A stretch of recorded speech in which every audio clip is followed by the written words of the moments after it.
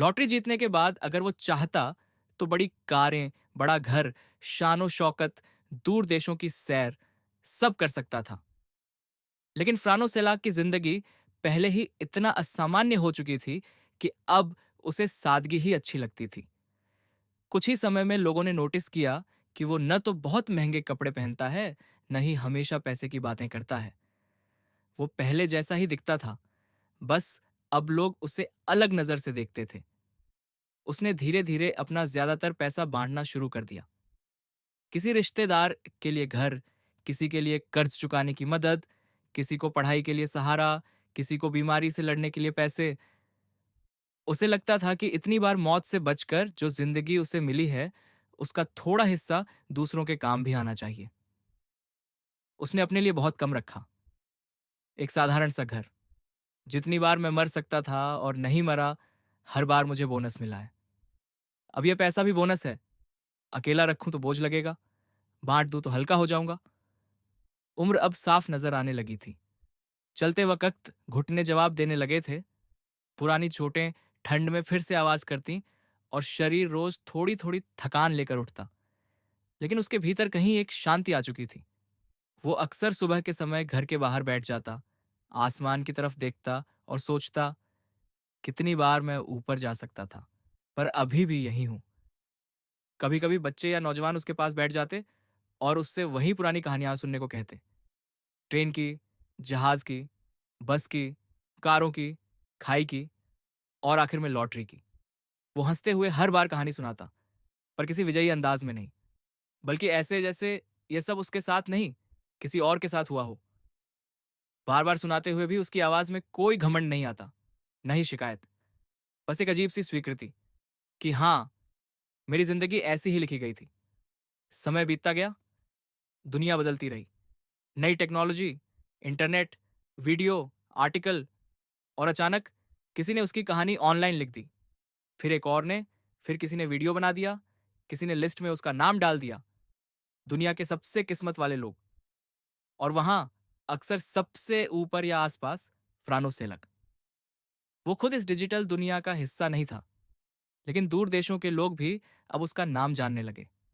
किसी के लिए वो मजाक जैसा था, किसी के लिए प्रेरणा, किसी के लिए अंधविश्वास, किसी के लिए किस्मत का रहस्य। उसके लिए वो अब भी वही आदमी था, जो सुबह उठकर चाय पीता है, पुराने गाने गुनगुनाता है और शाम को थककर जल्दी सो जाता है। धीरे धीरे उसके दिन और शांत होते गए। अब न लंबी यात्राएं थीं, न बड़े फैसले, बस छोटा सा दायरा, घर, कुछ अपने, थोड़ा सा संगीत और बहुत सारी यादें। कभी कभी वो बैठकर अपने जीवन के पन्ने मन में पलटता। अगर उस दिन ट्रेन में खिड़की के पास ना बैठा होता, अगर जहाज से बाहर न गिरा होता या गिरकर बचा ना होता, अगर बस से टकराने के बाद उठ ही ना पाता, अगर खाई में कार के साथ नीचे चला जाता, ऐसे हर अगर के बाद एक ही लेकिन खड़ा हो जाता। लेकिन ऐसा नहीं हुआ। मैं बच गया। फ्रानो को धीरे धीरे ये बात समझ आने लगी थी कि उसकी कहानी को चाहे लोग किस्मत कहें, चमत्कार कहें या महज संयोग, एक बात तय है, जिंदगी ने उसे हर बार एक और मौका दिया। और उसने कोशिश की कि हर अतिरिक्त मौके का इस्तेमाल वो दूसरों के काम आने में भी करे, सिर्फ खुद के लिए नहीं। जब आखिरकार वो दिन आया, जब उसके शरीर ने सच में थक कर हार मान ली, तो कोई बड़ा हादसा नहीं हुआ, न कोई धूमधाम, न कोई सनसनीखेज खबर। वो एक साधारण इंसान की तरह, एक सामान्य बीमारी और थकान के बीच चुपचाप इस दुनिया से चला गया। कई लोग कहते हैं, अरे, इतने हादसों से बचकर आखिर में तो सामान्य मौत मिली। लेकिन शायद यही उसकी कहानी का सबसे खूबसूरत हिस्सा छुपा है। जिस इंसान ने जिंदगी भर मौत के साथ धक्का मुक्की की हो, जिसे हर मोड़ पर किसी न किसी हादसे ने घेरने की कोशिश की हो, उसके लिए सबसे बड़ा इनाम यही था कि आखिर में वो शांति से बिस्तर पर अपने लोगों के बीच आंखें बंद करे। किसी नदी में डूबते हुए नहीं, किसी जलती कार में नहीं, किसी गिरते जहाज में नहीं। उसके मरने के बाद दुनिया भर में लोग फिर उसके बारे में लिखने लगे। वीडियो बने, सूचियां बनी। कई लोग आज भी यकीन नहीं करते कि यह सब सच्चा है। कोई इसे बढ़ा चढ़ाकर बताई गई कहानी मानता है, कोई इसे पूरी तरह मानता है।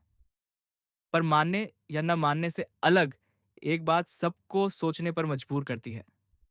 अगर जिंदगी इतनी बार तुम्हें खत्म करने की कोशिश करे और तुम हर बार किसी चमत्कार की तरह बच निकलो, तो क्या तुम खुद को बदकिस्मत कहोगे या दुनिया का सबसे किस्मत वाला इंसान? फ्रानो सेलाक ने कभी इस सवाल का सीधा जवाब नहीं दिया। शायद वो खुद भी तय नहीं कर पाया। लेकिन उसकी जिंदगी हमें ये जरूर सिखा जाती है। कभी कभी सबसे आम दिखने वाले लोगों की कहानियां इतनी अनोखी होती हैं कि वो हमें याद दिलाती हैं जिंदगी का हर दिन बोनस हो सकता है। हम सोचते हैं कि हम सब कुछ कंट्रोल करते हैं, लेकिन कहीं ना कहीं कुछ फैसले उस अदृश्य किस्मत के हाथ में भी होते हैं जो कभी हमें धोखा देती है और कभी फ्रानो सेलाक की तरह बार बार बचा भी लेती है। यही थी लकीएस्ट मैन की कहानी। एक साधारण आदमी जिसकी जिंदगी असाधारण मोड़ों से भरी रही।